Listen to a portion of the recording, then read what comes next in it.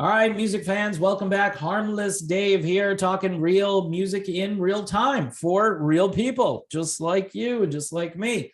So Def Leppard, absolutely just fantastic at the Whisky-A-Go-Go.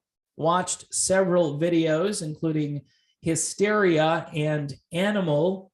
These guys are proving that they have a ton of gas left in the tank. Joe Elliott sounding slightly older, but not much older compared to a lot of other vocalists that hit his age category.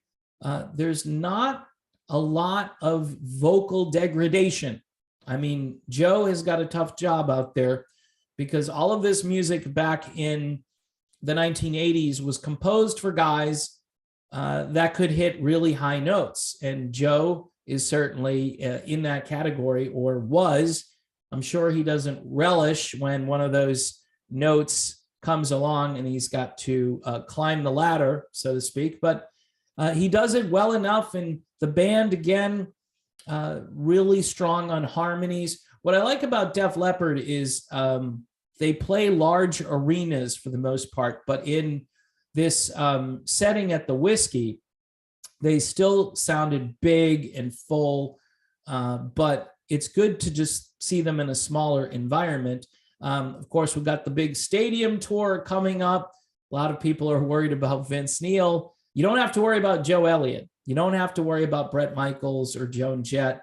I think that's going to be a pretty decent tour. In fact, the way I would arrange that tour, if I were the guy saying which band should go first and which band should go last, in order from first to last, it would be Joan Jett, Motley Crue, Poison, and then Def Leppard. That's how I would do it. And, you know, I know Motley Crue has had a ton of press the last couple of years. They had the Dirt thing that went off. It was just not a watchable movie, but interesting if you want to know the truth and the true story. I didn't like it. You get older. Look, this is another thing I wanted to discuss in other videos about certain styles of music. You get older, a lot of times your tastes change, right? And it's not a bad thing, to maybe get to a point where you don't want your ears to bleed when you're listening to music. You don't mind loud music. You love it. You roll the windows down. But there might be other moments where you want to hear something a little bit more mid-tempo, and hence Def Leppard, right? Even though Def Leppard is a real rockin' band, so to speak, they're not really a heavy metal band.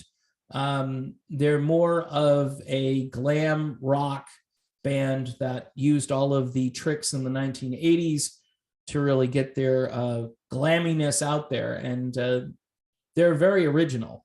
That's what I love about Def Leppard. In fact, a couple of years ago, I got to see Def Leppard and Journey. And quite honestly, back in 2019, Def Leppard was the better band. And a lot of people recognize that. I think Journey, by the way, has gotten better since that tour. And there's even a rumor now that Def Leppard and Journey might actually tour again, either in 2023 or 2024. That's if we're still allowed to go to concerts in 2023 and 2024. Who knows? We just never know in this crazy world. But this is a band, if you go watch the footage, I watched both Hysteria and Animal, and this is just a great band.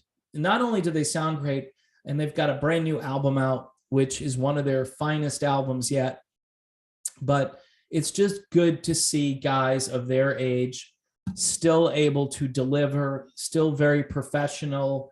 They're not mailing it in. This is serious to them. They want to, expand on their legacy, where a lot of bands today are just, hey, we're the classic hits touring band.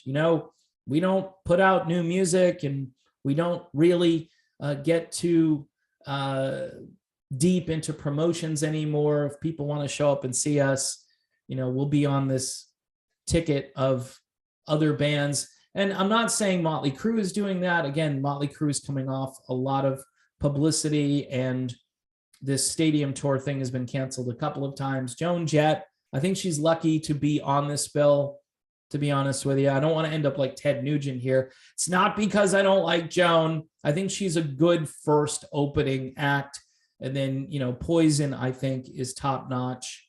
And haven't seen them together as much as a band as of late, but I do believe that they can still bring it. So it's going to be interesting. But if you're a fan of Def Leppard, you got to be really, really happy about how great this band still sounds. And just one for the old guys, right? You know, if you're thinking, hey, who can still do this at their age? Def Leppard.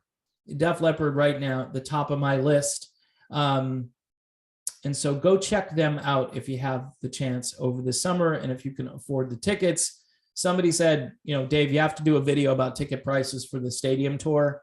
And maybe I will at some point. It's just disappointing. It's just sad. I mean, just the gas alone to get to the show, right? Even if you live close by. But if you don't, like logistically for me, if I was, I don't know where this is coming, if it's going to be close to me, a couple hours away. I mean, you're looking at least $100 on gas, at least, and probably more depending on what kind of car you drive. So in any event, I would still encourage people to go see this because I don't know if this will ever happen again where you get 4 quality bands together on one stage and they're all really good. Again, we're not sure about Vince Neil, but we'll find out, right? So there you have it. All right, before I go, a couple of things I wanted to promote. Number one, my friend Robbie LeBlanc in his project band is called Find Me. Robbie is one of the great vocalists that you've probably never heard of, right? He is just massively talented. And he's about the same age as Joe Elliott, and he delivers like nobody's business. In fact, Robbie's voice is probably stronger in some ways than Joe Elliott's voice. He's been around for quite some time. He sounds amazing on this new project. It's called Lightning in a Bottle. Check it out, courtesy of Frontiers Music. And my newfound love for today's country music. And yes, I'll be talking about country now and then. Here is Cole Swindell and his album Stereotype. Kind of looks like the shirt I'm wearing. Melodic. I mean, one thing about country music in its current form, I mean, even if it's not traditional country, and you can get over that and just listen to it as, hey, here's music, check it out. It's got some country tendencies, but you might not be able to put it in a certain category. What these guys have done is they've taken all of the pop and all of the other styles, R&B, and they've mixed it all together with some country elements here and there, and they're writing really great melodic songs. And I've been hearing things over on that format. I'm talking about the most popular songs that are out in country, which typically I can't stand anything that's the newest and hottest thing, whether it's pop or rock or especially mainstream rock. I really can't listen to that format for very long. But I find myself kind of like tapping my toes and feeling pretty good about some of the music over on country radio right now.